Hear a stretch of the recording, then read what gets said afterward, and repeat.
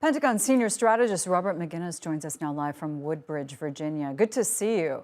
All right, so Thank you. Russia has been trying to take Bakhmut for 9 months now. 9 months, and so far has not been successful. So if they're trying to do this in time for Victory Day, how much more capability do they really have now?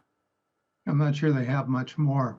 Even the Wagner group, a bunch of mercenaries, were about to pull out because they didn't have munitions, allegedly. And so, they've been struggling. They've suffered significant casualties over the winter months. And I think really the backstory here is that, with all the drones that the Russians are throwing at the civilian targets and the missiles and so forth, they know, as intelligence no doubt is informing them, that the Ukrainians are preparing for the spring offensive. And with all the West money, munitions pouring in, they have tanks, they have artillery, they have fresh troops. They're probably trying to do the Russians, do whatever they can to either stop this or to blunt it.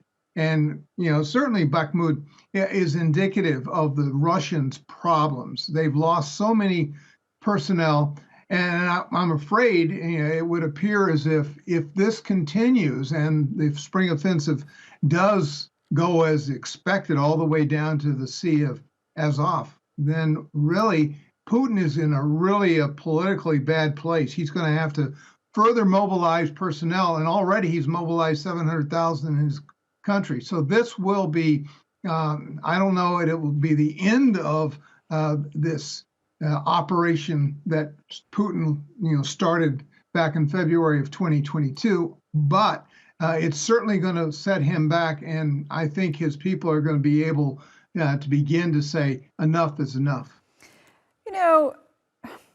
At the same time that Russia wants to celebrate this victory over the Nazis in World War II, you have the Ukrainian president saying, well, Russia is going to be defeated just like the Nazis were. Do you share that view? I wouldn't believe anything coming out of either side. There's propaganda that must be fed to both engaged populations. I would sit back a bit and recognize that, yes, the Ukrainian people have suffered tremendously. Their infrastructure is mostly destroyed, but they are resilient. And the Russians, on the other hand, have suffered tremendous losses, not only in personnel, but also in face and economically and so forth. Politically, I think Mr. Putin is in a tight spot. And so with all that going on, I think it's interesting that now we have evidence of the foreign minister of China in Europe right now, in France, and discussing, as Macron, when he was in China a couple of weeks ago, discussing with President Xi a peace approach. And I think that Zelensky is willing to listen, and hopefully Putin can be pressured by Xi to recognize that, maybe it's time to call off your losses and gather your personnel in a way that you can do the right sort of thing for everybody's interests.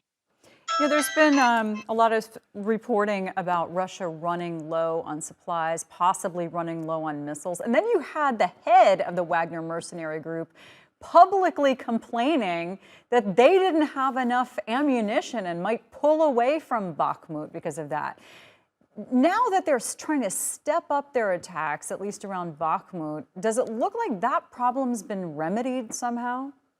No, not really. They may be, using the remnants of what they had pre-stocked. Clearly they went to the North Koreans, they went to the Iranians, and they've even begged from the Chinese. And I don't know that the Chinese have been nearly as helpful as Putin had hoped. And so when you've diminished those resources and you can't produce enough in your own factories, much less, modern sophisticated weapons that they used at the beginning, now they're relying upon, old Cold War weaponry, T-62s, T-55s, some old artillery that just doesn't function well. So you have all of these problems coming down hard on the Russians. They want to end this, but they want to end it well. They'd love to have the Donbass to keep the Crimea.